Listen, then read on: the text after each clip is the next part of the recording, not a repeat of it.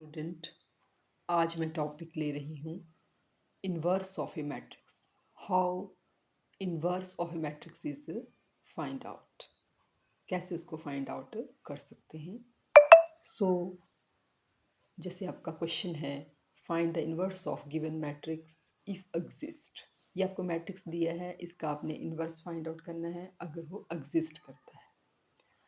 तो सबसे पहले तो हमने इसको सॉल्यूशन में इसको मैट्रिक्स से सपोज कर लिया।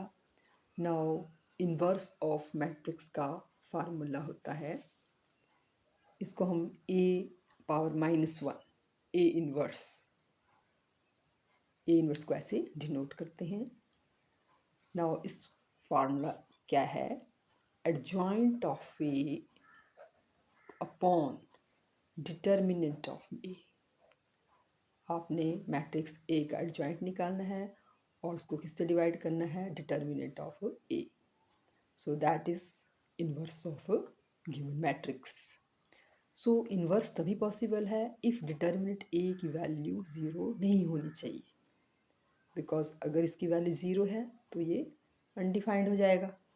ओके, सो एग्जिस्ट तभी करेगा A inverse if determinant of A is not equal to zero. So सबसे पहले तो हम adjoint of A find out करेंगे। तो ये मैट्रिक्स जो लिया है मैंने, वो जो मैंने एडजॉइंट ऑफ मैट्रिक्स की वीडियो मैंने अपलोड की है इससे पहले, वही लिया है। तो मैं अब इसका जो कोफैक्टर्स से जो मैट्रिक्स बनेगा वो मैं डायरेक्ट लिख रही हूँ उनकी वैल्यू कोफैक्टर्स की। सो these are the values of cofactors of corresponding elements. Okay, ये फर्स्ट रो के एलिमेंट्स के कोफैक्टर हैं, ये सेकंड रो के और ये थर्ड रो के। अब हमें इसका मैट्रिक्स लिखूंगी जो कोफैक्टर से बना है। So this is the matrix by using cofactors of corresponding elements.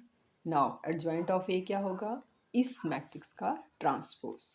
So that is equal to, इसकी वैल्यू क्या आएगी आपके पास। अब आपका फर्स्ट रो क्या बन जाएगा, फर्स्ट कॉलम, सो बन जाएगा 3 -12 6 1 5 2 -11 -1 5। सो this is adjoint of A. Okay, now अब हमने वैल्यू फाइंड आउट करनी है डिटर्मिनेंट ए। ओके, तो इसके लिए आपके पास हमने डिटर्मिनेंट जो है वो मैट्रिक्स ए के जो एलिमेंट्स हैं दे आर 1 -1 2 2 3 5 -2 0 1। अब इसकी हमने वैल्यू फाइंड आउट करनी है इस डिटर्मिनेंट की।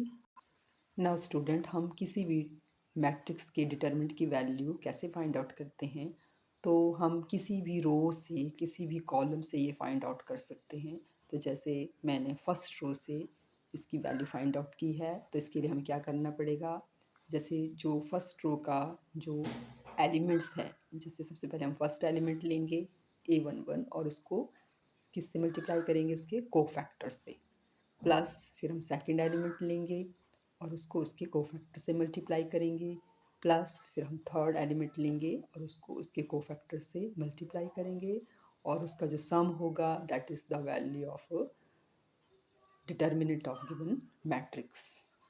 तो जैसे फर्स्ट एलिमेंट जो है वो फर्स्ट रो का क्या है 1 into cofactor of this element, तो उसकी वैल्यू हमने लिख ली है, दैट इज़ वो वैल्यू क्या है आपके पास 3।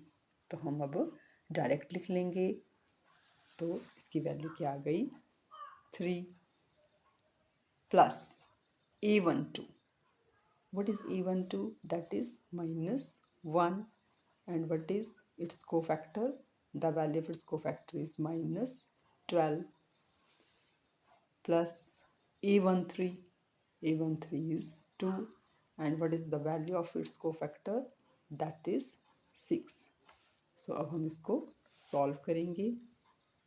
so it becomes 1 into 3 3 minus minus plus 12 into 1 12 plus 12 plus 12, तो ये क्या आ गया 3 plus 12, 15.